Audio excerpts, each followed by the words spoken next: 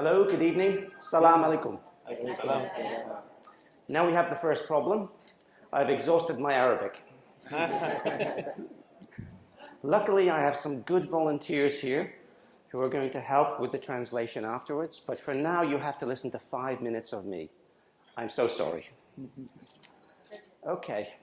I think it was very brave of the organizers tonight to ask me to come along and to make a presentation to you, especially as I don't speak any Arabic, so I apologize if you're getting a headache now. And I think it was especially brave of Mohammed, not only to surprise me in this way, but to surprise his translators on the panel here, and also Youssef and anybody else who gets to ask to help. So thank you, Mohammed. So I thought it would be helpful if I gave you some help tonight to make sure that you went away with something that you could use and that would help you in your career, not just as a trainer, but as a professional. So what was I thinking about? Well, the thing that came to mind is a story that I've been hearing wherever I am in the world these days. And it's a common issue for professionals everywhere. What they say to me is, Ciaran, what can I do? I am overloaded with work. I have no time for anything. And the thing that is being sacrificed is my personal time, my professional development.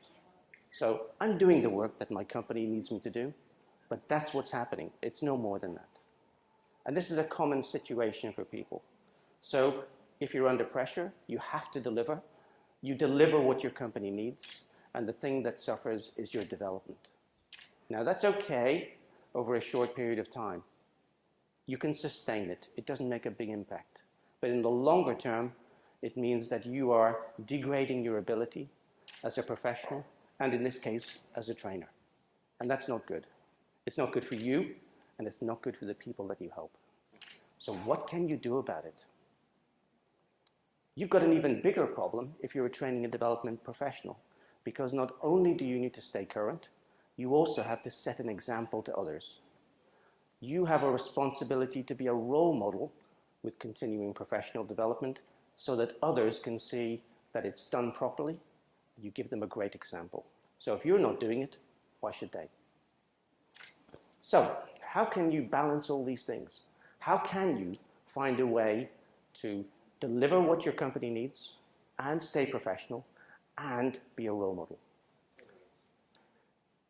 That could be one way, but I'm going to give you 4 steps tonight to help you manage what I call continuing professional development in an era of overload, work overload. So I'm going to start with the first lesson. Set yourself some achievable and realistic goals.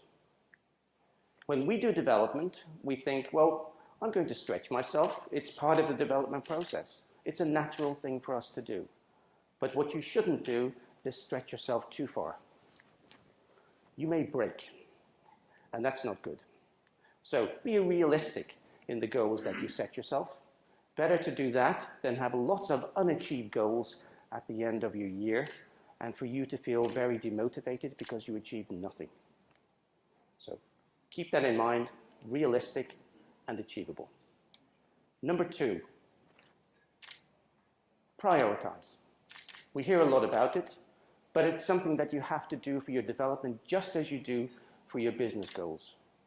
So it's okay for you to say, I'm going to do one development goal at the moment, and I'm going to focus on that only and nothing else. And if you do that, a couple of things happen. One, by giving it the attention that it needs, you're ensuring a high quality outcome. What you do will be good. Second, it's going to be done in a short time because you're not trying to do 4 or 5 development goals at the same time. So by prioritizing, you ensure quality and you get it done quicker. And there's a third benefit. You feel motivated because you achieved something. You can tick something off your list and move on to the next goal. Number 3, use naturally occurring opportunities. If you're a busy person, you can't afford to take on extra work.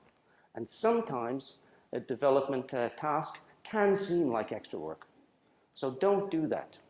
Use the work that you have to get your development. How can you do it? It might be that your boss asks you to take on a project or to take on responsibility for some new area of the department. This is development. It's not another task, it's a development opportunity for you. So take it, use it, don't pass it by. Number 4, it's about using the resources that you've got available to you, because probably you don't have so many, and you don't have time to look for any others. So what kind of things can you use? Well, maybe you could use this forum as an example. It's here, you're here, why not take advantage of it? And there are other forums in the area that you can be part of and become a member of. I encourage you to do that, because it doesn't take any more time. It can happen in your spare time, in the evening, at the weekends, or like this. So, 4 steps to manage your CPD, even if you have no time at all. 1, be realistic in your goal setting. 2, prioritize. 3, use naturally occurring opportunities. And 4, use readily available resources. I hope that you'll find this helpful and that you'll be able to use it, and I wish you every success with it.